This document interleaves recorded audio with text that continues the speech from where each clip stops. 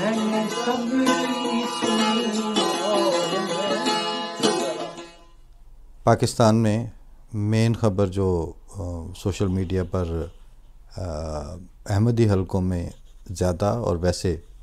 Generally بھی چل رہی ہے وہ یہ کہ ایک اور احمدی کو، مقصود احمد صاحب کو، جو ننکانہ صاحب میں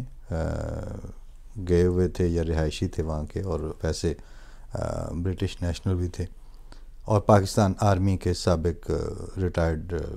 ملازم تھے، ان کو ٹارگٹ کلنگ کا شکار کرتے ہوئے، ان کو نشانہ بناتے ہوئے شہید کر دیا گیا۔ کب ہو رہا ہے یہ واقعہ؟ یہی 1-2 دن پہلے، اور 1 ستمبر سے ہفتہ منایا جا رہا ہے پاکستان میں، خاص طور پر لاہور اور گرد و نواح کے علاقوں میں، ختم نبوت کا۔ کانفرنسیں ہو رہی ہیں کہ اس ہفتہ یا جو عشرہ منایا جا رہا ہے ختم نبوت کا 7 ستمبر کے حوالے سے، 1974 میں جو بدنام زمانہ آئین میں ترمیم کی، اور جہاں پر انہوں نے پاکستان کے ایک نیوٹرل سٹیٹ ہونے کا تشخص آئندہ آج تک کے لیے، اور ابھی پتہ نہیں کب تک کے لیے آئندہ مزید بھی، وہ مسلسل مجروح کر دیا، ختم کر دیا، اس کا بیڑا غرق کر دیا ریاستی آئین کے تشخص کا، اس کے اوپر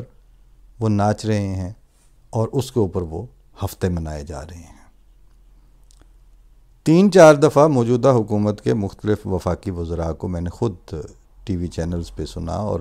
وہ جو سینئر اینکرز ہوتے ہیں، ندیم ملک ٹائپ اور کاشف عباسی اور اس طرح کے، ان کے ہوتے ہوئے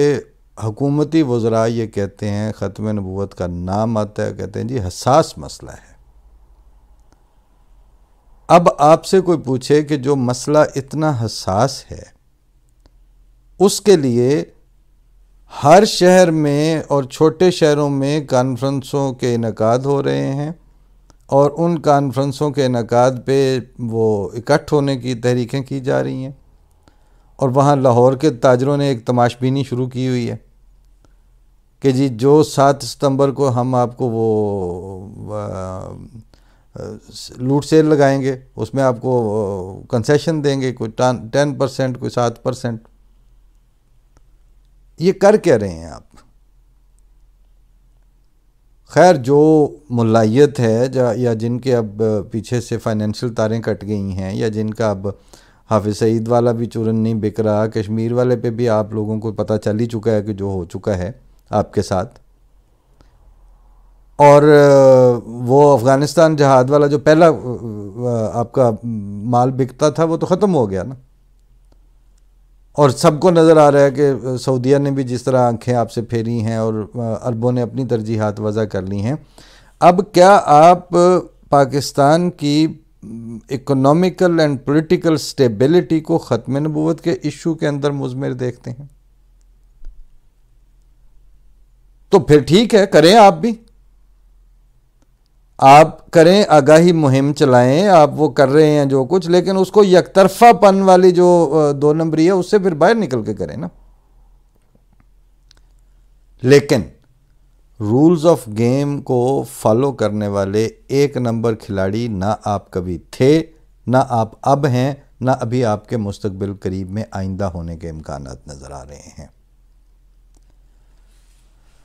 جن کو آپ ٹارگٹ کر رہے ہیں، جن کو آپ ٹارگٹ کلنگ کر کے مار رہے ہیں، جن کے اوپر آپ یہ الزام لگا رہے ہیں کہ ختم نبوت کے منکر ہیں، وہ ان کے جاننے والے، ان سے ملنے برتنے والے بالکل اچھی طرح جانتے ہیں کہ آپ جھوٹ بول رہے ہیں۔ جب یہ گفتگو 1-2 گھنٹہ مسلسل ہوتی ہے تو میرے تجربے میں 1-2 نہیں، سینکڑوں افراد ہیں، اور وہ سینکڑوں افراد ایک عامت الناس کے عام گھریلو مرد و خواتین سے لے کے اعلیٰ درجے پہ سینیٹرز تک، پاکستان کے پہنچے ہوئے لوگوں تک، وہ میرے ذاتی مشاہدے میں، میری ذاتی گفتگوؤں میں ہوا کہ یہ تو ہم نے ماری کھاچے ہے، ویسے یہ بہت برا ہوا۔ اور ڈاکٹر مبشر حسن تو خیر اب بیچارے فوت ہو گئے، لیکن جب زندہ تھے تو نجم سیٹھی کے ساتھ بیٹھ کے وہ کہہ رہے ہیں کہ اس میں مذہب کو استعمال کیا گیا تھا، مگر وہ ایک سیاسی فیصلہ تھا اور وہ ایک سیاسی گینز کے لیے کیا گیا تھا، اور اس کے پیچھے انہوں نے یہ تک کہا کہ پاکستان خود کیا دیگر انٹرنیشنل ممالک کے سٹیکس بھی تھے۔ تو جیسے نجم سیٹھی کا انداز ہے کہ وہ ایک کھچرے پن کے ساتھ وہ ساتھ ساتھ کھرچتے بھی رہتے ہیں، نہیں تو پھر بتائیں نا ڈاکٹر صاحب وہ کیا؟ انہوں نے کہا نہیں، اس میں ہمارے انٹرنیشنل ریلیشنز کی بہت سی چیزیں خراب ہوتی ہیں۔ ظاہر ہے کہ منہ کھائے تو آنکھ شرمائے۔ جب آپ کاسا لیسی اور مانگے تانگے کی معیشت چلا رہے ہوں تو پھر آپ سیاست میں ان باتوں پر کمپرومائز کر چکے ہوتے ہیں اور کرتے چلے جاتے ہیں جن میں دنیا کا کوئی مہذب ریاست یا مہذب بندوبست، سیاسی بندوبست رکھنے والا ملک اس طرح کی بات سوچنا بھی افورڈ نہیں کر سکتا۔ آپ کی ایک مجبوری یہ ہے کہ آپ بات کرتے ہیں ان سارے ممالک کو بیٹ کرنے، کمپیٹ کرنے کی، اور وہاں پر جو انسانی حقوق اور ریاست کے اندر شہریوں کے حقوق کی جب بات آتی ہے اور شہریوں کی اونرشپ اور ملک کے باسیوں کے اپنے اس ملک میں اور اس کے سیاسی بندوبست میں، انتظام و انصرام میں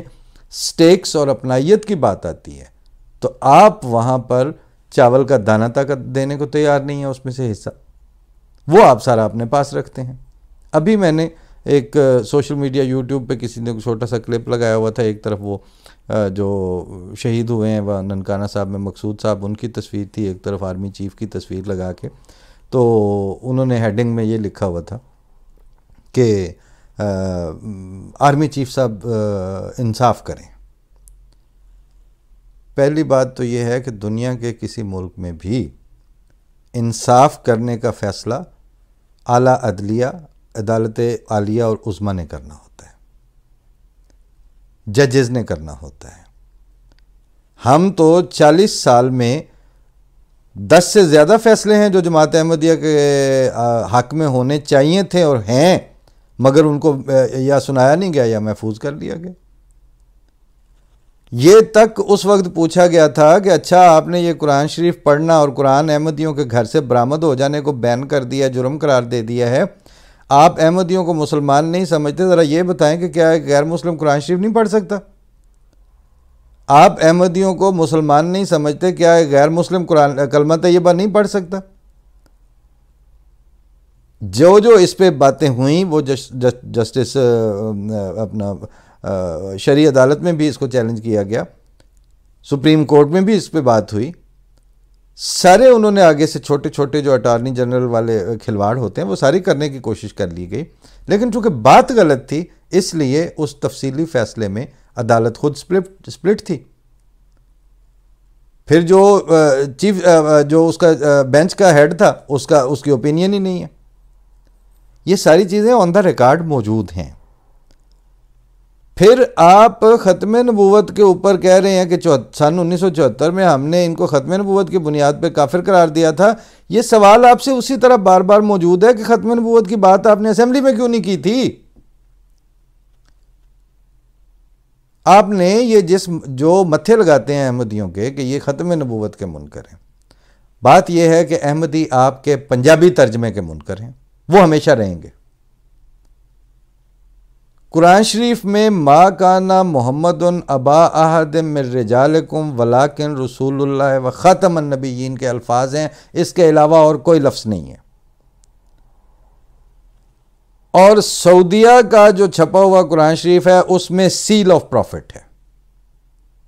اور جو ضیاء الحق کے سامنے ڈاکٹر سلام نے نکال کے بھی ان کو دکھایا تھا، اور اس کی آنکھیں تھیں یا نہیں تھیں لیکن جو کچھ بھی وہاں لگا ہوا تھا وہ پھٹے کی پھٹی رہ گئیں۔